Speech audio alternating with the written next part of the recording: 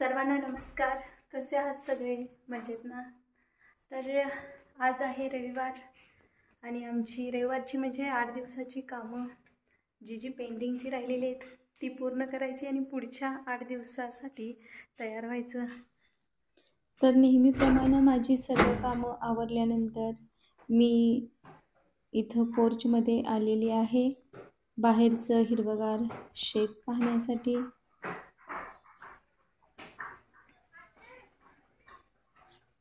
आजचं वातावरण हे खूप फ्रेश असं होतं.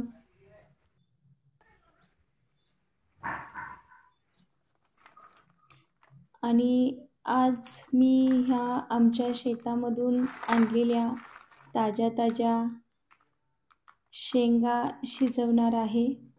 तुम्हीही अशा शेंगा शिजवून खाल्ल्या असतील किंवा नसतील तरीसुद्धा तुम्ही मी दाखवते त्या प्रकारे शिजवून खाण्याचा प्रयत्न करा. खूप छान याची टेस्ट लागते. आता ह्या शेतातून आणलेल्या शेंगा ज्या आहेत त्या अगोदर खूप म्हणजे त्याला माती वगैरे चिकटलेली होती. मी ती सर्व माती काढून स्वच्छ अशा शेंगा धुवून घेतलेल्या आहेत आणि इथं या छोट्याशा वरवंट्यानं मी ह्या शेंगा थोड्या फोडत आहे. याला आम्ही इकडं गावाकडं दुखवणं असं म्हणतो. कारण घरातील जी वयस्क मंडळी असतात ती अगोदरपासूनच या शेंगांना थोडंसं दुखव आणि मग त्या शिजू घाल असं म्हणतात. कारण का तर त्यांना म्हणजे त्यांचे दात इतके मजबूत नसतात आणि त्या लगेच त्यांना अशा दुखवून शिजवल्यानंतर खायला मऊ लागतात, दातांना त्रास होत नाही. तर ह्या शेंगा शिजवण्यासाठी मी कुकर रेडी ठेवलेला आहे आणि या कुकरमध्ये या शेंगासाठी लागेल इतपत पाणी मी वापरणार आहे. शेंगाच्या पावपट पाणी मी इथं वापरणार आहे. तर या धुतलेल्या ज्या शेंगा आहेत त्या मी कुकरमध्ये आता शिजवण्यासाठी घालत आहे आणि या शेंगा घालून झाल्यानंतर त्याच्यामध्ये मी मीठ घालणार आहे. तुम्ही तुमच्या चवीनुसार मीठ कमी जास्त करू शकता. आणि आपण शेंगा ह्या थोड्याशा वरवंट्यानं ठेचल्यामुळं त्याच्यामध्ये मीठ उतरतं आणि या खायला शेंगा छान लागतात. आणि जर आपण तसंच शेंगा शिजवायला घातल्या तर त्या आतल्या शेंगाच्या बीमध्ये मीठ जात नाही. त्यामुळं थोडंसं असं ठेचून शेंगा घ्यायच्या म्हणजे शेंगाच्या आतपर्यंत मीठ जातं. आणि आता मी कुकर बंद करते आणि हाय फ्लेमवरती ह्या शेंगा एक 5 ते 6 शिट्ट्या होईपर्यंत चांगल्या शिजवून घेते. तर या शेंगा आता मी शिजवू घातलेल्या आहेत. आता कुकरच्या शिट्ट्या होईपर्यंत मी बाकीची कामं आवरून घेते. कसं आहे बघा मित्रांनो की सुट्टी सर्व्हिस असल्यामुळं एकच काम लक्ष देऊन आम्हाला करून चालत नाही. तर एका वेळेला 2-2, 3-3 कामं, कधी 4-5 कामं एकाच वेळेला आम्हाला करावी लागतात. कारण घर सांभाळून परत आम्हाला सर्व्हिस करायची असते, त्यामुळे त्याची सवय झाली असते. तर इथं देवपूजा मी करून घेतली सकाळी. त्याचबरोबर थोडीशी झेंडूची फुलं शिल्लक होती. तर इथं एक छोटासा एक साधा म्हणूया आपण असा फ्लॉवर पॉट टिपॉयवरती होता. तर त्यालाच थोडंसं झेंडूची फुले अशी फुलांच्या पाकळ्या टाकून अशी सजावट केली आणि त्याचा मंद वास खोलीमध्ये दरवळत राहिला. आणि इथं बाहेर काय चालू आहे बघा, तर बाहेर अजून चालू आहे वॉल कंपाऊंडचं काम, गिलावा करण्याचं काम हे चालू आहे. 1-2-3 दिवस झालं. आणि याला इतका वेळ का लागला, कारण त्यांच्या गावी गणपती उत्सवासाठी गेलेले होते. 8 दिवस हे कामगार इथे नव्हते. बांधकाम झाल्यानंतर जवळजवळ 15 दिवस हे काम बंदच होतं आणि त्यानंतर हे सुट्टीवरून आल्यानंतर मग गिलाव्याचं काम सुरू झालं. तर गिलावा ह्या साईडचा पूर्ण झालेला आहे आणि आता जिथं गेट आहे तिथून पुढचा जो गिलावा आहे तो आज सुरू केलेला आहे. आम्ही खूप लांबून व्हिडिओ घेतलेला आहे. तर इतकं मोठं हे कंपाऊंड आपल्याला पूर्ण करायचं आहे. मग त्याचा गिलावा इथं 4 कामगार आहेत आणि ते करत आहेत. त्यातच सकाळी फ्रेश वातावरण होतं, पण आता सध्या आणखीन ढग आलेले आहेत. थोडं ढगाळ वातावरण होतंय की काय?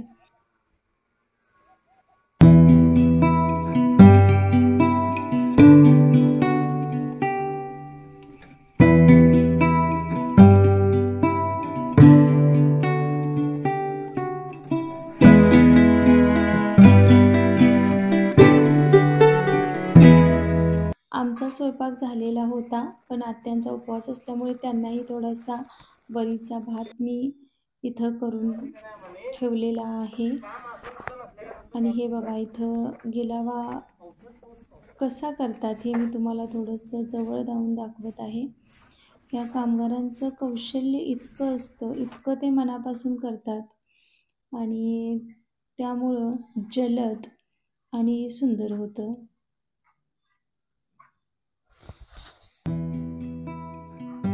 गिलावा कसा करतात हे बघा इथं मी जवळून दाखवण्याचा प्रयत्न केलेला आहे.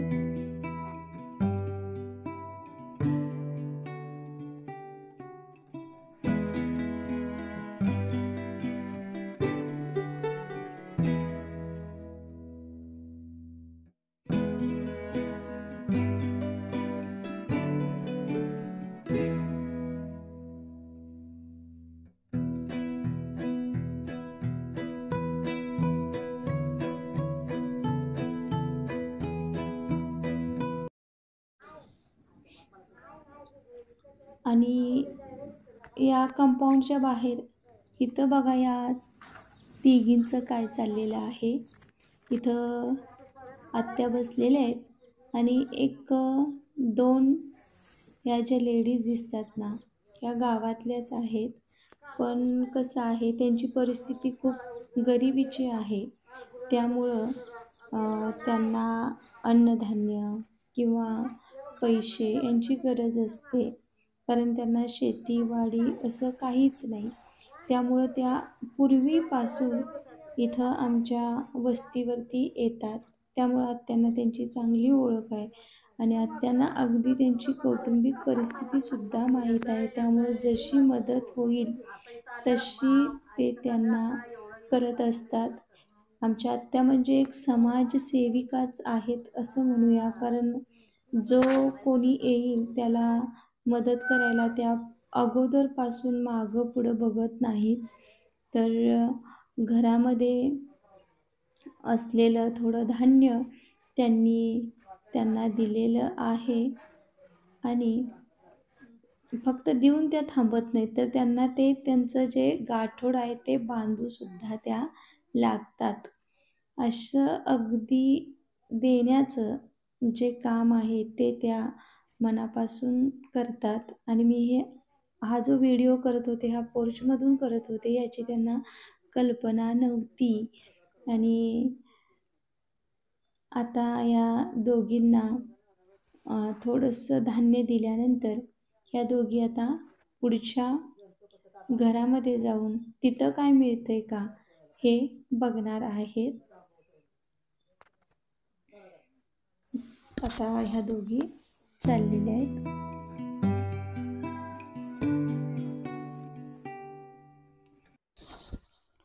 खरंच गरिबी ही खूप वाईट असते आणि अशा वाईट परिस्थितीमध्ये आपणही त्यांना जी छोटी-मोठी मदत केलेली असते, ती हातभार लावते आणि जीवन त्यांचं जगायला सुद्धा त्यांना मदत करते. आमच्या या वस्तीवर सर्वजण अशा गरीब लोकांना जेवढं जमेल तेवढं मदत करतात. आणि इथं बघा बेडवरती झोपली आहे आमची मनी. मी व्हिडिओ करत असताना बऱ्याच वेळा ती जागी असते, पण आज ही झोपलेली आहे आणि तिची पिल्लं कुठे आहेत बघूया आपण बघा. पिल्लं आता मोठी झालेली आहेत, त्यामुळे तिनं ती पिलांपासून ती लांब झोपलेली आहे आणि ही 3 पिलं एकमेकांच्या मानेवर माना टाकून झोपलेली आहेत. त्यातल्या एका पिलाचं मात्र मी व्हिडिओ करत असताना लक्ष होतं आणि ते मला असं ठिस्कारल्यासारखं करत होतं. ते बघा ते ओरडत आहे, की "तू इथून जा" असं ते म्हणत आहे. आम्हाला झोपायचं आहे.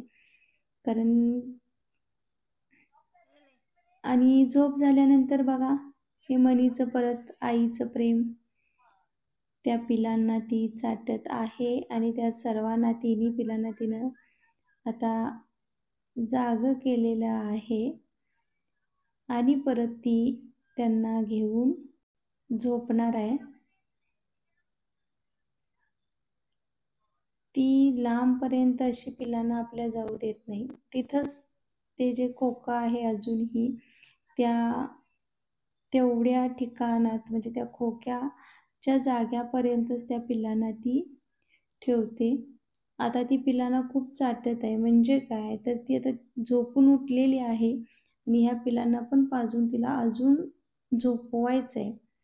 या मांजराची गंमत म्हणजे हे मांजर आणि तिची पिलं दिवसभर झोपतात आणि रात्री मात्र रात्रभर जागी असतात.